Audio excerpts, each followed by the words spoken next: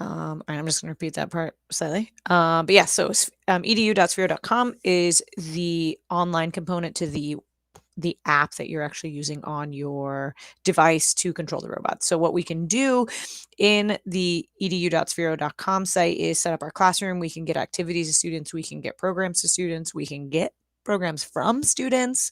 We can see their work, see their progress, and check their answers. Now, so with that being said, let's hop into our Sphero Edu site. And I'm going to move my Google Meet over here. Don, it's just me and you. If you have any questions, just ask me.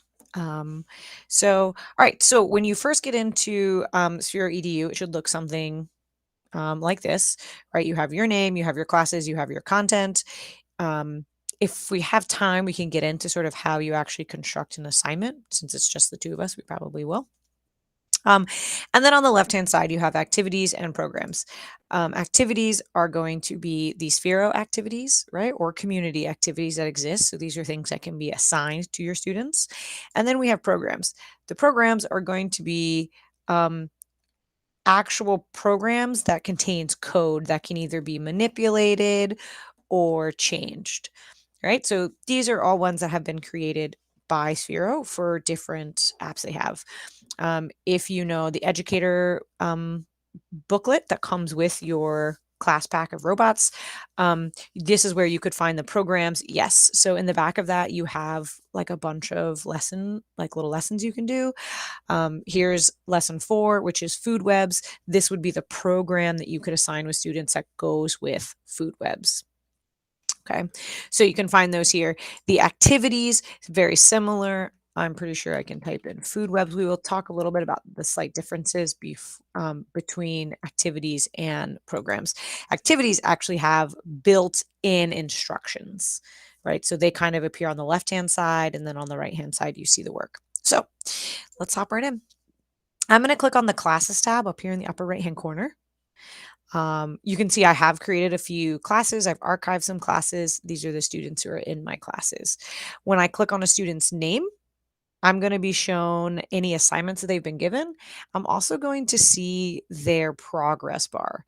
Now, this progress bar is just telling you where they are in the assignment. So if you have made an activity or you've used one of the Sphero activities, there are mark as complete places. So as long as they're checking those off, that's really what it's showing you. In order to see what the student has actually done, let me go to Sam's over here. So we can see that Sam's roll block squares is at 57%. I can click on that and I can see that I can see Sam's canvas. And so here's where I was saying you can see the instructions on the left-hand side, right? That were made, and I can see that Sam marked this as complete, right? Now I'm going to see these educator notes. Sam, the student, does not see the educator notes, right? But I can also see Sam's canvas. All right. This allows me to toggle the canvas to be full canvas when it loads. If I put it in the center, I see a half and half, or I can put it all the way to the left, and it's going to allow me to just look at all the instructions for the program. Okay. So really helpful in terms of this is giving your students instructions. It can help them be more independent depending on what your, oh my goodness, what your student population is like. You will want to probably walk them through it, or at least walk them through the first time they do it. Now, if I cancel this, it will actually remove it from Sam's account completely, right? If I go into, let me see, who told me they turned it in?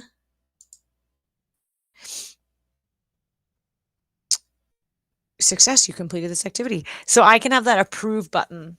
So by viewing the canvas, I'm able to look at all of the questions on the left-hand side. You can have mark as complete, or you can actually have multiple choice questions, fill in the blank question, like short answer questions. So you can read them, and basically you have the option of saying, okay, that's correct, I approve it, right? Or you can tell them to go back in and do that.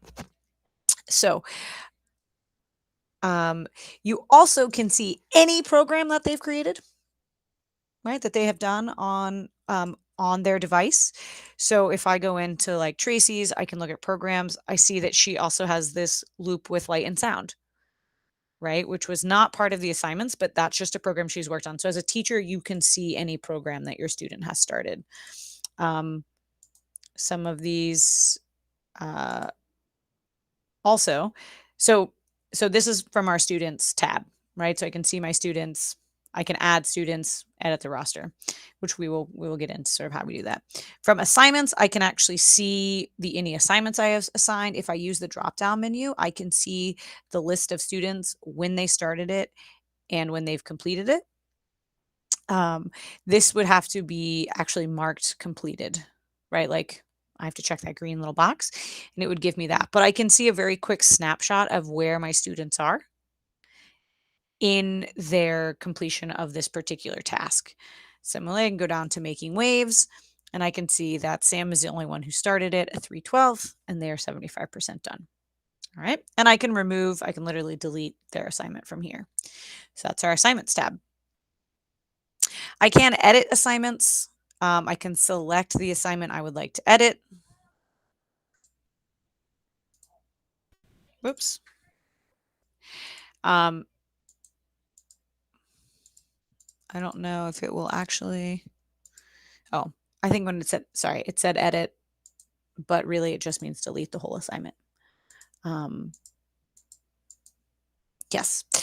Next, you have shared programs. These are programs that you create, right? So think of them as block code scaffolds that you create that you want to share with the students. When a student is going to see these lessons, they can open them. They can view the program, which is going to make a copy in their account, right? And they can then work through this. So if you think about a shared program as being the added scaffold that is available to students who need it, you're going to apply the scaffold to everyone. You're going to make that available to everyone, and just know that the students who need it, or the students you instruct to say, hey, go ahead and start with this modification, that those are going to be available there. And then you can always see them, right, from going to the students tab, and you can see any programs that they've started, right? So you're able to pull from the shared programs that they have. Now, students are able to share their program back, but it is viewable by everyone in the class, right? So everyone is able to see that. Now, you do have to review it. So here I have one waiting in the wings. I can click on it. It should open. I can view sorry, I'm so sorry. I can view, I can view the program and I say, okay, that's great. That would be great for students to see. I can, mark it as reviewed and it's visible to everyone in the class. So kind of a way to have students share their work back out if they're making something unique, right? If everyone is doing something a little bit different, you can have that there. Or if you have an exemplar, you want a student to share it out, you can do that. Lastly, If it's shared, can they run it on their robot? ooh, that is a good question. Um, I know they can see it, but I would assume if they open it, they can run it. They just have to I have their I mean, that'd be cool if they were doing unique things, and then it could yeah, almost they be like a gallery walk almost. yeah, exactly. Yeah, and then because once they are able to open it, and so if they can run it, it'll run on their bot. Right. All right, so let's get into actually making a class. Making the class is pretty straightforward. I'm going to click on create a class. Um, you can do create a class with a 6-digit code, right? Students can use this code to join your class and work on assignments without a username or password, which is what we um, recommend. Because what it's going to allow your student to do is when they go into the Sphero app, they put in the code, and then it's going to ask them for their name, or so if I do a class code, we can name this.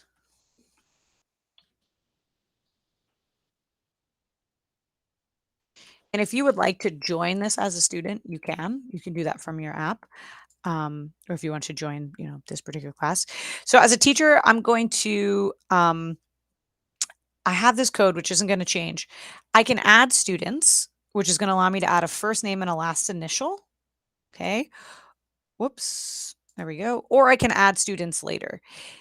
When the student goes in to join, it's a little bit interesting because there's a drop-down menu that they can select their name from, but they still have the option to put their name in. So I honestly think the easiest thing to do is to have students type in their name, their first name and last initial, and create that roster. From that point forward, whenever they log in, you would then tell them select your name from the drop down menu. But as you know, having being a middle school teacher with 120 students, instead of typing the names in for 120 students and then making sure you got that Kelly goes by Kel and Marcus likes to be called Britt, you just get everyone's names in there the way they want them, right? So and you can add it with a CSV, but I think in the middle school, students are fine putting in their first name and last initial. I've never had an issue when I tell kids, "These are your graded assignments. This is what I'm looking at." I've never had a student whose name I really can't figure out. They're pretty good about not, you know, calling themselves something inappropriate when they know it's tied to, "This is how I'm gonna see your work." Although you might get one, and you just delete them. You just kick them out. Just kick them right out, right? Kick them off the list. So once you get your students added, and I'm going to add, uh,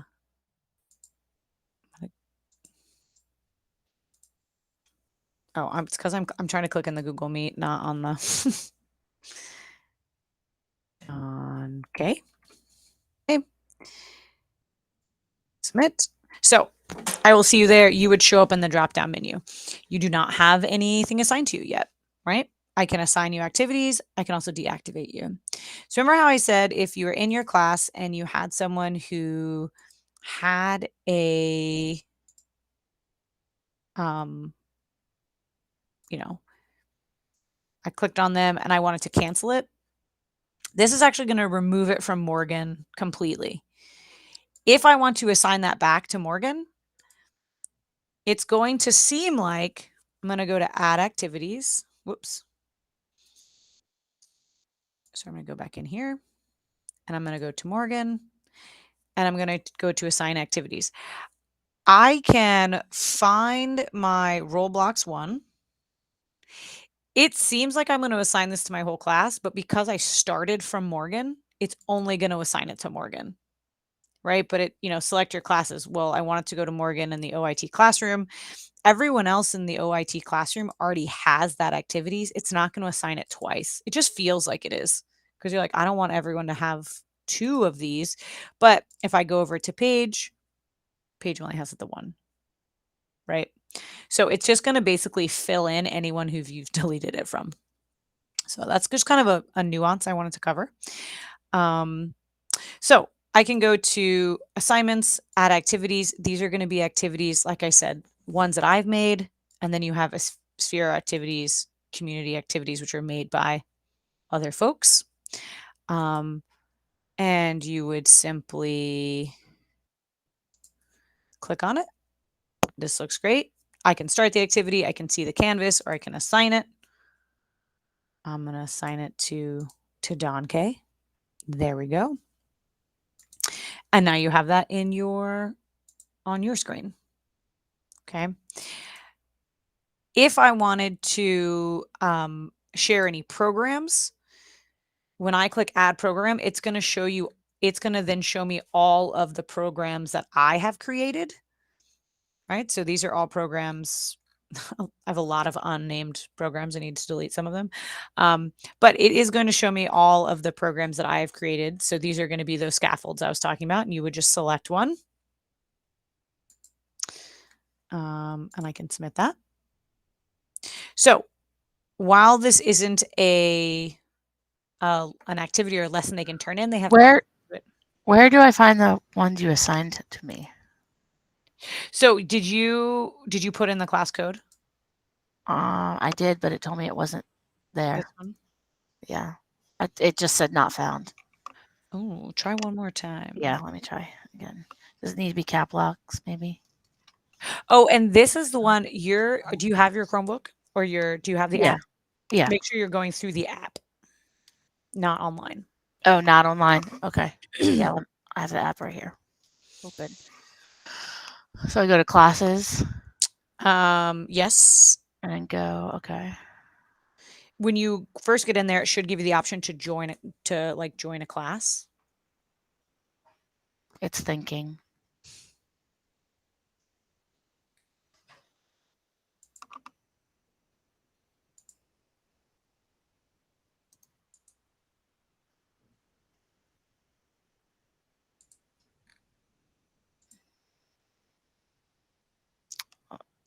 Okay.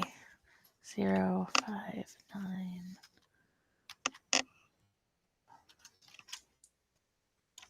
It just says I don't have it looks just like it did online for me. Alright, so, when you actually open your what students should see is when they open the app, they are met with "I'm a school user" or "Join your class." Mhm. Um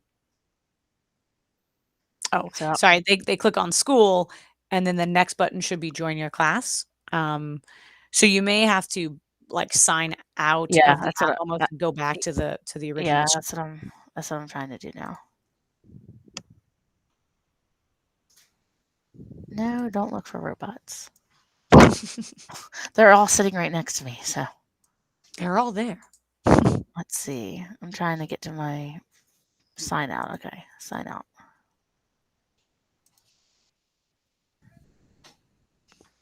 Gosh, this is moving slow. Ugh, Okay, everything's tired. so do I need to go in as a student, sign in, join your class? Yeah. Okay, and then put that code in. Yes, there you go.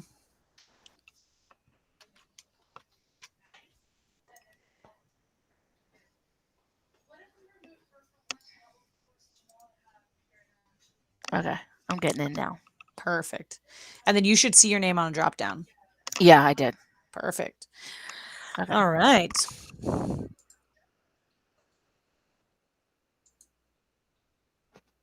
And then if you created a program earlier, you can go in and select one of your programs and share it to me, or you share it back with me. But what you should be seeing is you have your assignments and you have your shared programs, and you click on them to access them.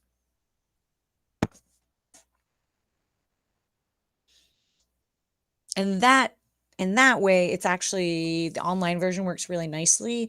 When I used it with my students last year, is something I wish I knew about because I taught co-taught 7th grade science, and it would have been really nice to share some programs, especially with my some of my co-taught students that have that need those sort of scaffolds. Right. It would have been nice to sort of give them some of the blocks. I even had EL learners who, while they really loved the assignment, getting them to kind of figure out what the blocks were saying, it would have been nice to be able to give them the structure, and then they could have plugged in all of the information. What did you use it for in 7th grade science? Actually, I can assign you the activity. Um, Because I'm teaching 7th grade science this year. yeah, it should be in the curriculum, but it is making Yeah. waves. Okay, yeah. Yeah. And there we go. Um, Making waves. It's like a 4-day lesson. The first day they just make it, or they just make the transverse wave. Then the next day, I think they try to change the amplitude or the wavelength of the Okay, wave, that's cool. and then on the third day they change the amplitude of Okay. the wave, and then on the fourth day they actually try to make the electromagnetic spectrum. Okay, cool. So they're changing, and then they get to use the color blocks, right? Mhm. Um, but after I did it, my students, that was the best they had ever done on an assessment after that. I Um, know they said that it's an 8th grade. I haven't gotten this far into the curriculum yet, but they said it's an 8th grade too. Is it taking the place of Scratch? Maybe Scratch is being, like, deprecated from the county. Yeah, I know they're getting Um, rid of Scratch because it's yeah, and I horrible. don't know, that's not our office, actually. I don't Yeah. know, it's like, I think it's Justin Sirota, what they're Yeah. gonna actually replace it with, but that is one of the options. But, This there's would they also a would love this so much more. yeah, it is really nice. There's also, one of the other, programs that actually pops up in 6th grade, is the Oh, it's a moon phases. 6th grade too? Yay. Yeah, this one's moon phases. One of the 6th grade teachers at Brooklyn Park made it, Okay. and it is really neat. They, go around and they make the, um they have it go around kind of in an octagon, and it stops at each thing, and they actually draw the moon phase on the little LCD screen, Oh, and then they use cool. the speak bubble, and it says, like, waxing gibbous Oh, that's or cool. waning gibbous, and they I get to love it. make they make a model of That's the moon cool. phases, and they Did you enjoyed it. share that one with me? I did, yeah, I signed Awesome. that one to you too, yeah, that's moon Thank phases, you. you should have all of those. That'll be Um, fun. I'm so excited now. yeah, well, good, yeah. I always start, I did this roll block squares is the lesson I start with, um, and so I Yeah, that's will what we did this morning, I think. yes, and I started with my students with the exact same lesson, so that was actually day 1 Okay. of the spirit lesson, we did that, and then then we went to day 2, but really it's day 1 of the actual lesson. Then we got into the waves lesson because it flows Yes. really nicely. You're using the same blocks. And we actually have a set of 30 here, so Yeah, it's perfect. Yeah, my students worked in pairs. That worked perfectly. I don't really know where I would have put 30 robots in my room because or you have I know quite a you bit have of to, like, space. push all the tables to the side. Yeah, and I used the blue tape that came in it Yeah. and we taped it on the square to give everyone kind of a zone and an equilibrium. That was our equilibrium that we worked with. Okay. Right, because they were trying to get it So on equal sides of the right. equilibrium to make their Does wave, that kind does of it thing. have to be that tape? No, no, no, no. They would just Just have it. It just comes in the kits. yeah, I know. I have a ton of colored tape. I just didn't wanna, like, blow through that and then not have any. You can always buy more, but also Yeah. my thought process was, who's gonna use it if no one ever uses it? It's just tape. It's not for anything. It's just, like, No, it's all honestly, to tape out a track or whatever. yeah, it has, it's ruler tape. Yeah. Yeah, I saw that. So if you're ever doing now, I did have a teacher, an 8th grade science teacher who, or maybe they were in 7th grade. Anyways, because it is a ruler, you could use it for velocity, time Mhm. and distance, Mhm. that sort of thing. And you could have like robot races, right? And you could calculate the speed of the robot and that sort of thing. And you could do it does have an impact meter part of it is, when you run Wow. it, it gives you the graph. So you could also do Yeah. like action and reaction with it. The harder it hits the wall, the harder it would bounce off the wall, but you would actually be able to see that in the graph Oh, that's because it cool. would tell you it would be able to tell you what the impact force was. Oh, Right. So there's wow. like when you really get into it and you start looking through the graphs, I think there's a lot of cool things that you can do with it, especially in science, just because it Yeah. lends itself to the data. Right. So every school got a set of 15, correct? Every school got 2 sets of 15. 2 sets of 15. Okay. Yeah. Because I And know we have a set that could be checked out. The, Advanced Studies and Programs has a set that can be checked out, and you could always borrow okay. from your neighbor's school Okay. if you wanted, like, if you needed, for some reason, 3 sets, you had the classes working at the same time. Right. You could work with the school that's next door to you. You could always contact us, and we could check you out a Okay. pack. But, yeah, Okay. we have one class set ourselves. So, yeah. Okay. But, yeah, and, if you have any of those, I am pretty familiar with the bolts, and I I wrote the 7th grade curriculum for 2 years, so I'm very familiar with the 7th grade science curriculum. Okay. But if you're interested in doing any of that, I'd be happy to work with you to sort of, kinda come up with, the worksheets and the programs and that sort of thing. And at that point, you could get into actually creating your content. So, um, when you go to my activities and you go to create an activity, I've now gotten a little bit better at it. But here is where you actually can create the information that shows up on the left hand side of the screen. So the ones I've created, probably now that I know a little bit more about how it works, I probably could update some of those to make them a little bit better. Um, but yeah, that's so like when you open these and we go to Canvas, you'll see it has kind of these instructions on the left hand side. It has some worksheets that you can use. It has these are sort of this isn't the right canvas. I think really these got put into like day 2, day 3, you know, day 4. Um, but and you can see they have the multiple choice questions. But some of these actually tell students to leave and go in to a different editor, and that's where I ended up making if we go into my OIT classroom, my shared programs, I actually have a program for each day that students could have started from. Right. But yeah, I got a little bit more advanced with the making waves one because students were what I realized is they were deleting the day before and they needed to be keeping the day before. And then they needed to be able to move that to the OnStar program. So because they have to create, a low amplitude, a high amplitude, and a medium amplitude, but they were deleting them every day. So it was taking them longer and longer each day to remember where they left off. And so those are set up so they have kind of the three. They just have the three. But like this program, which again is a great way to start. This just has it, crest and trough. So it has all of the information and they just plug in the roll, you know, the angle at which it rolls and all of that. So, and with my Kotak class, they really kind of needed that structure because they struggled to just find the little blocks to drag and things like that. But yeah, you know, yeah. Did you have any other questions about how that works or works? I literally did not even know we had these until yesterday. Well, that is still exciting that you know that now. And then when I told the teacher whose room I share, I said, second period, I need to get on this training for these robots. He was like, what robots? What are you talking about? And I was like, would you like to come with me? And so we Yay. literally had like robots all over the classroom and we were Perfect. They are so much fun. And once you really get thinking about it, you start to see like where they can apply. Yeah. All right. Well, give me 1 second. I'm going to share the attendance link with you. Okay.